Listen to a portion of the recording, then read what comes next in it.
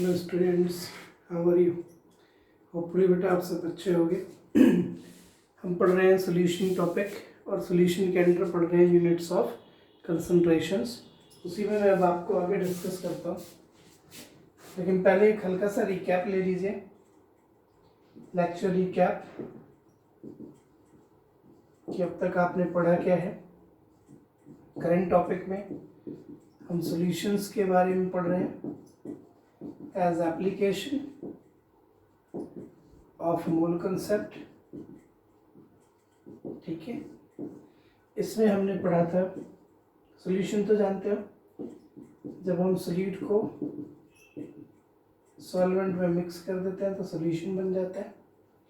ठीक है, इसमें आपने अब तक जो स्टडी की है वो है concentration of solution. Concentration of solution का मतलब है amount of solute in the solution, जिसके बेटा कई यूनिट्स ऑफ कंसंट्रेशंस थे। Units of concentration of solutions. ठीक है, इसमें आपने करीब मास परसेंटेज, मोल फ्रैक्शन, मोलालिटी, इनके बारे में स्टडी कर लिया था ऑलमोस्ट। ठीक है, जिसमें मैंने आपको बताया था कि अगर हमारे पास कोई सॉल्यूशन है, if we have a solution having W gram of solute, मान लीजिए इतना सॉल्यूट है, small m is the molecular weight of solute। ठीक है, capital W is the weight of solvent, capital M is the molecular weight of solvent। तो बेटा जो mass percentage of solute आएगा, अगर मैंने सॉल्यूशन का मास परसेंटेज ऑफ सोल्यूट निकालना हो तो इसमें mass of solute divide by mass of solute and mass of solvent into 100 कर देंगे, ये मास परसेंटेज ऑफ सोल्यूट आ जाएगा। अगर मैंने मोल फ्रैक्शन निकालना है,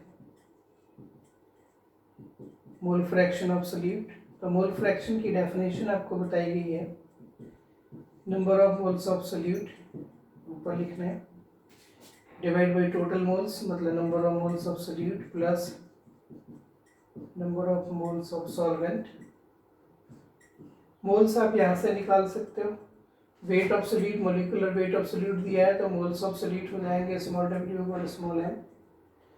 सॉल्वेंट के मोल्स यहाँ से फाइंड कर सकते हो, कैपिटल M, कैपिटल W और कैपिटल M, तो मोल फ्रैक्शंस भी फाइंड आउट कर सकते हैं। फिर इसी में हमने मोलालिटी फाइंड आउट किया था, molality denoted by small m, and according to the definition of molality, it is defined as the number of moles of solute, number of moles of solute divided by weight of solvent in kg। ठीक है, ये molality कहलाता है, जिसमें molality की definition बताई थी। Molality of a solution defined as number of moles of solute present in 1 kg of solvent, मतलब पर kg ऑफ सॉल्वेंट, इससे डिवाइड कर देंगे तो पर kg ऑफ सॉल्वेंट ही बनेगा। सो पर kg ऑफ सॉल्वेंट जो भी आएगा, number of moles of solute, that will give you molality of the solution. ठीक है, क्या मिलेगा इससे? Molality of solution. अब देखिए जरा इसके आगे, मान लीजिए मैं आपको कोई क्वेश्चन लेता हूँ और मैं कहता हूँ कि भाई मोलालिटी फाइंड करिए, तो कैसे करेंगे क्वेश्चन को सॉल्व? क्वेश्चन है calculate molality of a solution made by dissolving 20 gram glucose in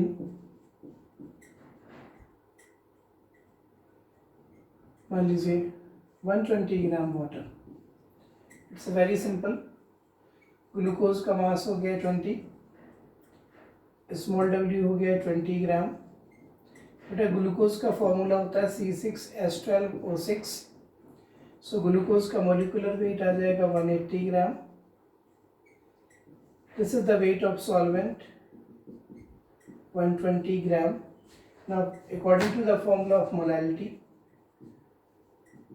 molality is equal to weight of solute, molecular weight of solute, it becomes moles of solute divided by weight of solvent in kg, but ये ग्राम में दिया है। जब ग्राम में given हो तो kg में बनाने के लिए इसको 1000 से डिवाइड करेंगे, ऊपर मल्टीप्लाई हो जाएगा। So we can use this formula also to find out molality, but remind the symbols: weight of solute, molecular weight of solute, weight of solvent in kg. Now put the values: small w 20, small m 180, capital W 120 into 1000। इससे इधर divide कर लो, 6 आ गया, एक zero ये cancel हो गया, ठीक है। ये 50/3 आ गया और ये 25/9 आ गया, मतलब 25/27 आ गया। स्मॉल एम इसकी यूनिट है, या फिर आप इसे मोलर लिख सकते हो, या फिर आप इसे मोल्स पर केजी लिख सकते हो। ओके, सो किसी ऐसे सिंपल क्वेश्चन की मोलैलिटी को हम ऐसे फाइंड आउट करेंगे। मोलैलिटी के लिए हमें वेट चाहिए। मैंने कल आपको बताया था कि मोलैलिटी एक one of the best unit of concentration है, because it does not depends upon temperature. Molality और परसेंटेज जैसी यूनिट्स टेम्परेचर पे डिपेंड नहीं करती। You can see the question. Okay, now start with the next unit of concentration. It is very very important.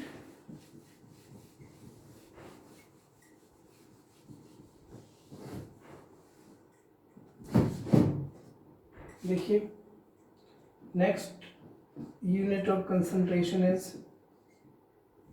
molarity. बेटा ये जो molarity है, आप कंफ्यूज ना होना। इससे पहले आपने जो पढ़ा था वो था molality, L molality represented by small M, और ये है molarity, R R molarity defined as unit of concentration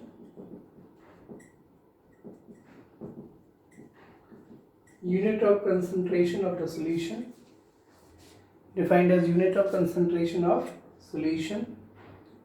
ठीक है, ये unit of concentration of solution है। एज क्या है इसकी डेफिनेशन? नंबर ऑफ मोल्स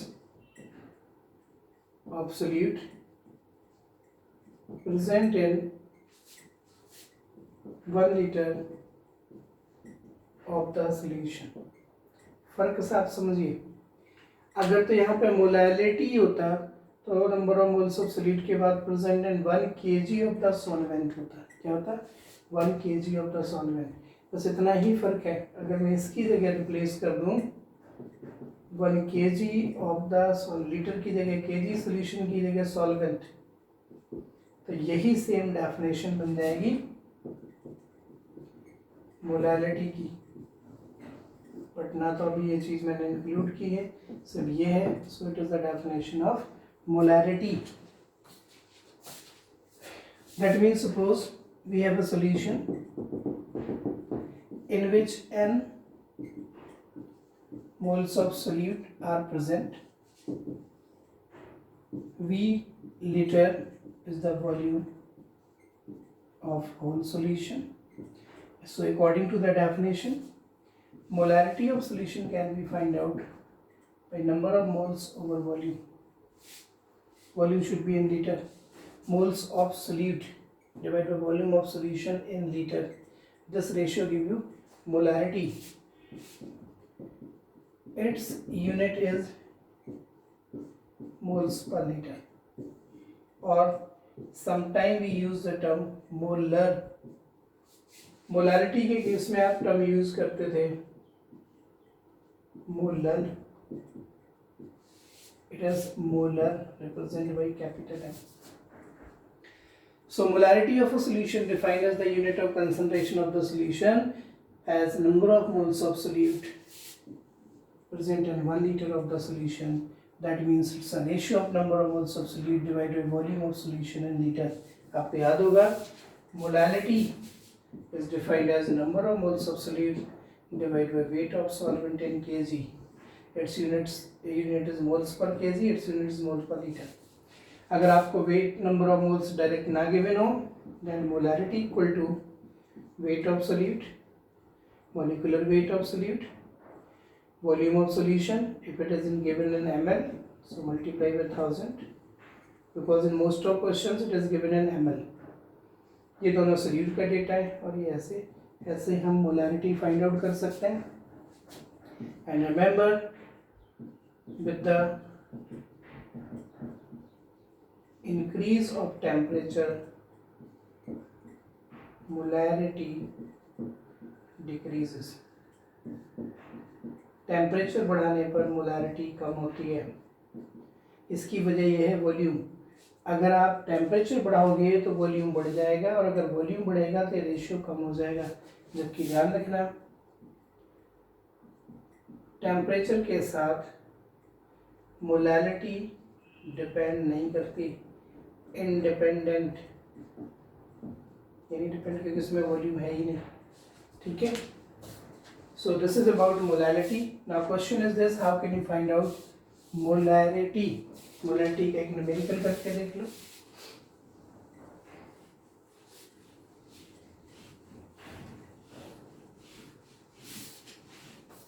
ये वर्ड्स जो है मुझे लगता है 9th में इंक्लूड हो जाते हैं, 9th में इंक्लूड हो जाते हैं, बट डिटेल नहीं होती ज़्यादा.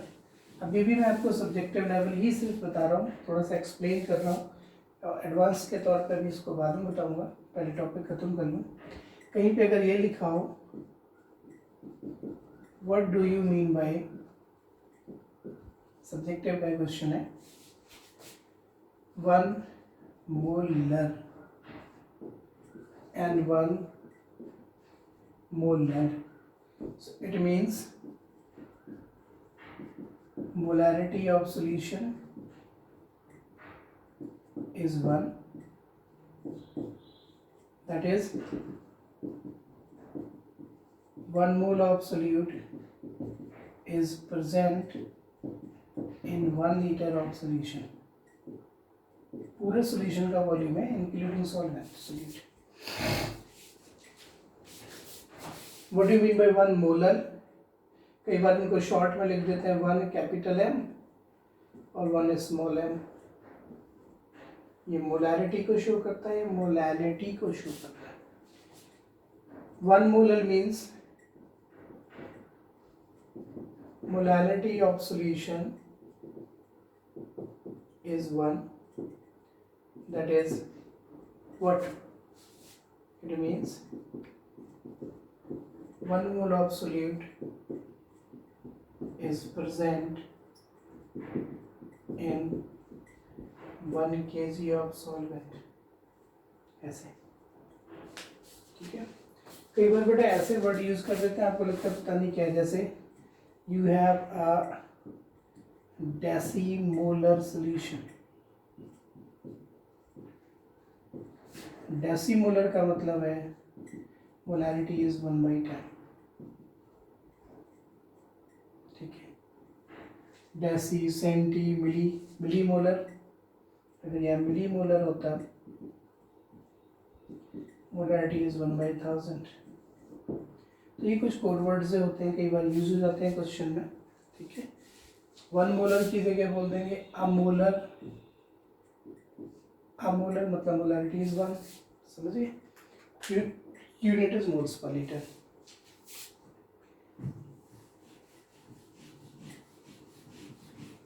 इसके बाद देखिए,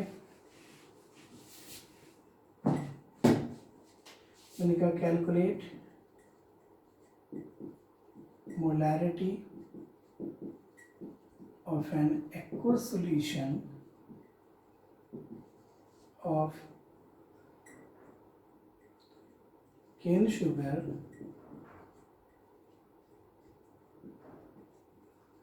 made by dissolving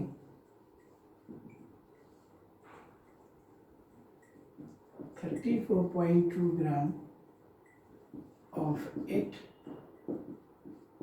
in its 500 ml solution। ठीक, इतने ग्राम केन शुगर को इतने सोल्यूशन में डिजॉल्व करा है। यहाँ पे डायरेक्ट वॉल्यूम दिया है। कई बार अगर ये वॉल्यूम नहीं दिया होगा ना, मास गिवन होगा तो डेंसिटी दी होगी, तभी तो वॉल्यूम फाइंड करोगे। सो केन शुगर का फॉर्मूला है बेटा C12H22O11। From the given data weight of solute is given 34.2 gram, volume of solution is 500 ml। ठीक है, molecular weight of cane sugar ये पता होगा हमें। केन शुगर का वैसे 342 ग्राम होता है, सबको ऐड करने का, it is 342। So what is molarity?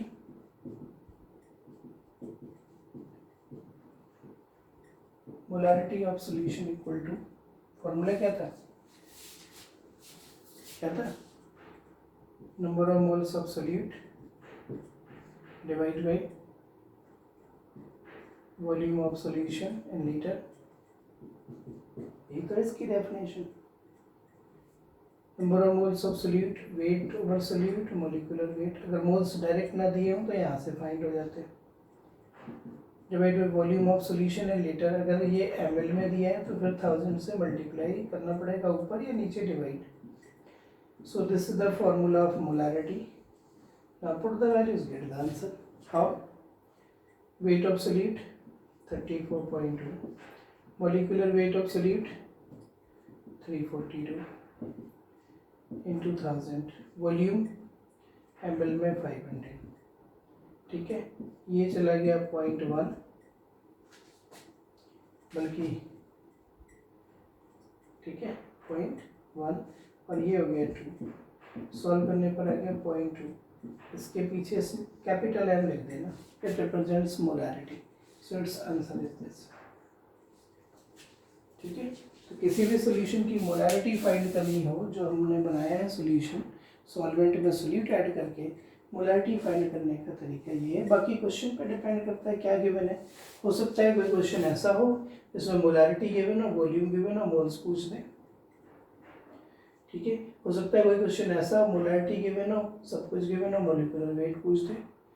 तो वो तो डिपेंड करता है ना कि हमें क्या गिवन है क्या नहीं। यहाँ से देखो, अगर मुझे number of moles of solute निकालने हो, number of moles of solute, तो मैं मोलैरिटी इनटू वॉल्यूम कर दूंगा। It will give me number of moles of solute. From this formula ये मल्टीप्लाई हो गया। तो डिपेंड करता है कि मुझे क्या गिवन है और कैसे फाइंड आउट करना है, बट बेसिक यही है।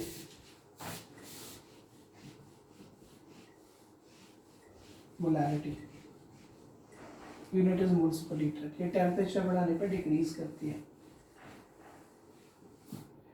एक बेटा इसी से मिलता जुलता टर्म है, that is formality.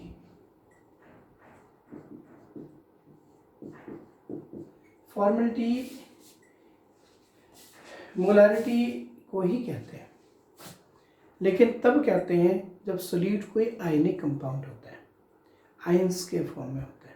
Actually molarity आई है मोलिकुलर फार्मूला से, और फॉर्मेलिटी आई है कलर फार्मूला से। फॉर्मेलिटी को सबसे सिंपलेस्ट अगर कोई आपसे पूछे तो आप बोल देना कि it's a molarity of ionic compound solutions. जब कोई आयनिक कंपाउंड का सॉल्यूशन हो, जैसे अगर सोल्यूट एज NaCl हो, CaCl2 हो, MgCl2 हो, LiCl हो, AlCl3 हो, ionic compounds as a solute present हो, तो मोलैरिटी ही फॉर्मेलिटी कहलाती है। उसकी वजह ये है, for ionic compounds for ionic compounds we never use the term molecular mass. जैसे अगर मैं कहूँ कि NaCl का मास है Na का 23, Cl का 35.5, 58.5, वैसे तो हमें इसका NaCl का ही मॉलिक्यूलर मास ही मिला है, बट हमें इसी को मॉलिक्यूलर मास नहीं कहते। आयनिक कंपाउंड्स के केस में उसके जो मॉलिक्यूल का मास होता है उसे हम फॉर्मूला मास कहते हैं। क्या कहते हैं?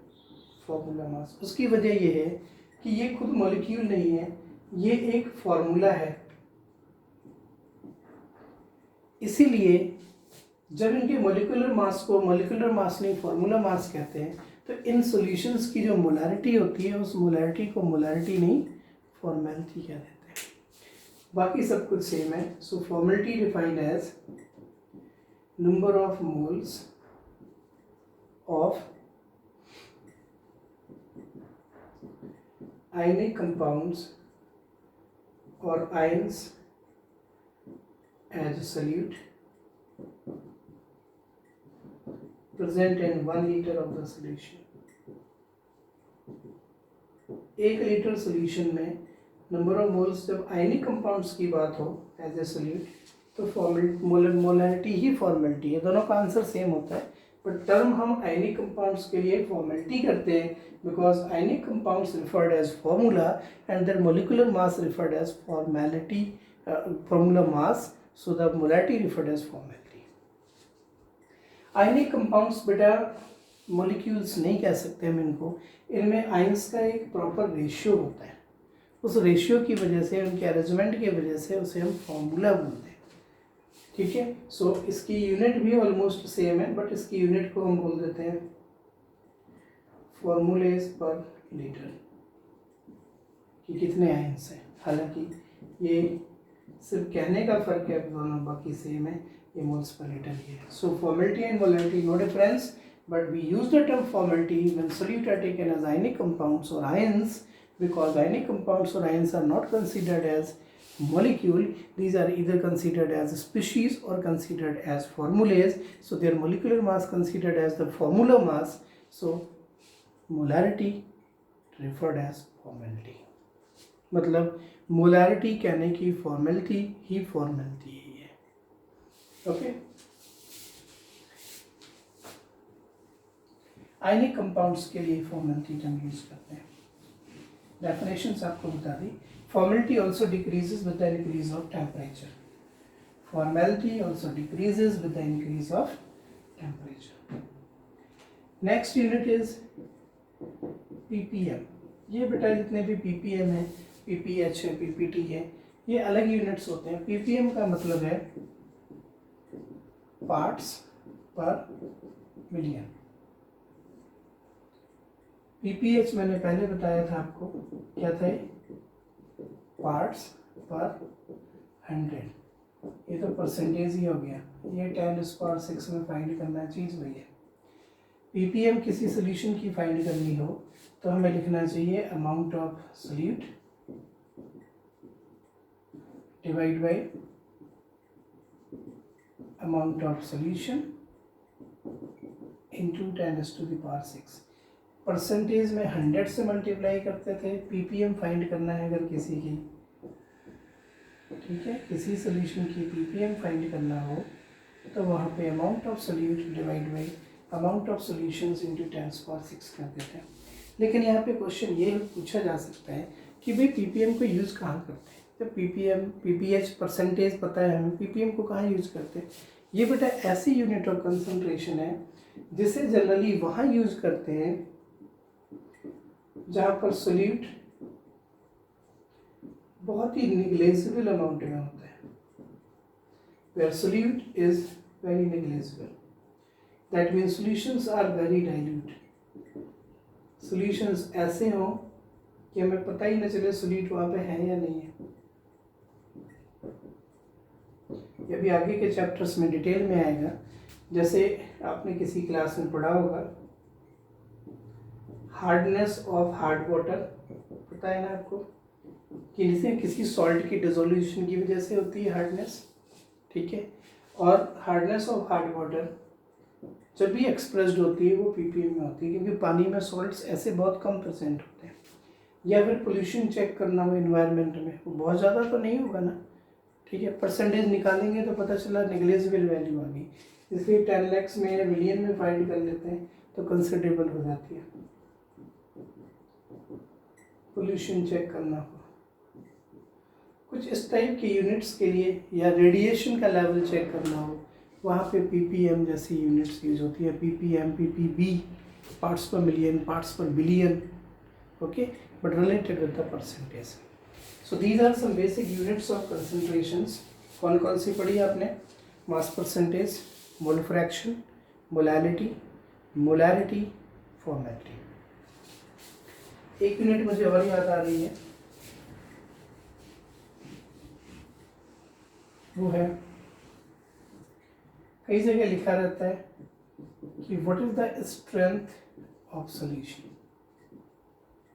स्ट्रेंथ, वैसे तो स्ट्रेंथ का खुद का मीनिंग ही होता है कंसंट्रेशन, ठीक है, बट जब कभी स्ट्रेंथ वर्ड आ जाए, स्ट्रेंथ ऑफ सॉल्यूशन का मतलब है weight of solute divide by volume of solvent या फिर सॉल्यूशन। जब हम किसी सॉल्यूशन के वॉल्यूम को सॉल्यूट के वॉल्यूम वेट से कंपैरिजन कर देते हैं, ठीक है, तो ये स्ट्रेंथ कहलाती है वेट ओवर वॉल्यूम, और ग्राम पर लीटर और ग्राम पर ml स्ट्रेंथ ऑफ सॉल्यूशन। ये सारी चीज़ें सॉल्यूशन के रिगार्डिंग है। अब बेटा इसमें एक इम्पॉर्टेंट रह गई, ये मैं एक अलग ही लेक्चर इसका बनाऊंगा, normality. This is not in subjective, but definition इसकी बताऊंगा सब्जेक्टिव में, ऑब्जेक्टिव में ये डिटेल है, ठीक है। सो मैंने यहाँ तक आपको बता दिया, तब तक आप बुक की हेल्प से या कहीं से भी बेसिक डेफिनेशंस पढ़िए, और जो न्यूमेरिकल्स हैं बेस्ड ऑन फार्मूले, जैसे मैंने आपको एग्जांपल्स बताए हैं वैसे एग्जांपल सॉल्व करने की कोशिश करिए, ठीक है। बस इसके बाद एक टॉपिक और रहता है सब्जेक्टिव, फिर ख़त्म हो जाएगा। मैंने बेटा आप लोगों को एक मैसेज भेजा है कि कौन कौन से दिन मैं वीडियोस डिलीवर करूंगा और कौन कौन से दिन मैं लाइव क्लास लूँगा उन वीडियोस से, उस रिलेटेड टॉपिक्स के डाउट्स के। वो क्लास सिर्फ उन्हीं ने लेनी है जिनके डाउट्स हैं, जिनकी डाउट्स नहीं है वो मुझे कॉल करके कह सकते हैं सर हमारे डाउट्स नहीं है, I am not available for the class. Otherwise आप क्लास में कभी भी डाउट ले सकते हो।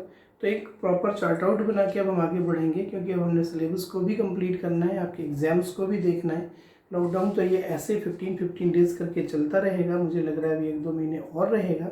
So please be attentive about your study, watch the videos properly, attentively and make your self notes. मैं नोट्स भी आपको भेजूंगा, but prepare your self notes, okay. So watch the video and solve the problems. Thank you very much.